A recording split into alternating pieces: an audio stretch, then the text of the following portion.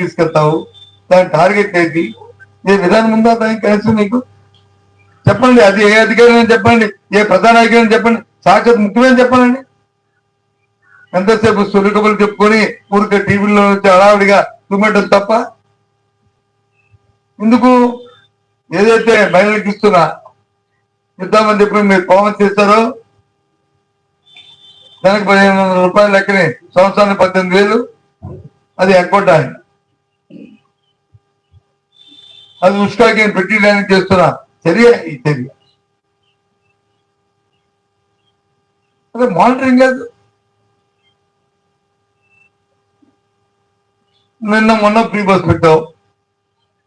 ఏమంటావు ఫ్రీ అంటే మొత్తం ఇక్కడ నుంచి విజయనగరం నుంచి అరసూరి వెళ్ళొచ్చు, విజయనగరం నుంచి తిరుపతి వెళ్ళొచ్చు, శ్రీశైలం వెళ్ళొచ్చు చెప్పి ఎన్నికల్లో మీరు మాట ఇచ్చారు. ఇది నా మాట కాదు,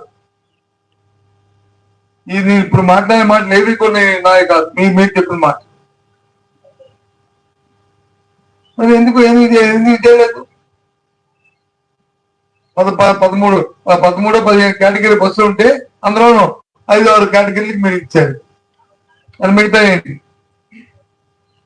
ఇచ్చినంటే నువ్వు దాన్ని డిమాండ్ ని ఫోర్కాస్ట్ చేసి దానికి తగ్గట్టు ప్రభుత్వం ఏర్పాటు చేయాలి కదా. 14 నెలల కాలం వచ్చింది కదా నీకు, నువ్వు చేస్తానని ఎప్పటి నుంచో ప్రకటిస్తున్నావు కదా. మనకు సంబంధించినట్టు దానికి కావాల్సిన ఏర్పాటు చేస్తూ కొత్త బస్సు వేయడమో లేకపోతే లీజు తీసుకోవడమో, దాంతోపాటు ఆ బస్ స్టాండ్ లో వచ్చి ఆ స్టీమ్లైజ్ చేయడానికి మీ సిబ్బందిని అధికంగా పెట్టి వాళ్ళని ఎక్కించడమో చేసి చేయాలి కదా.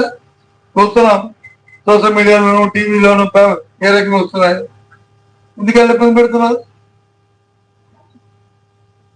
దేనికోసం అంటే మీకు ఆదరాబాదేగా మీకు ఆర్భాటం తప్ప, హడావిడి తప్ప, పకచీటి తప్ప దాన్ని ఆచరణలో ఒక నిబద్ధతతో ఆ కార్యక్రమాన్ని చేసి ప్రజలకు అందిద్దామనే దాని ధ్యాస మీకు లేదు. ప్రజల మీద మీరు కక్ష కట్టే ఓటేయడం, మీకు ఓటేయడం, ప్రజల మీద కక్ష కట్టే ఇది పాపం.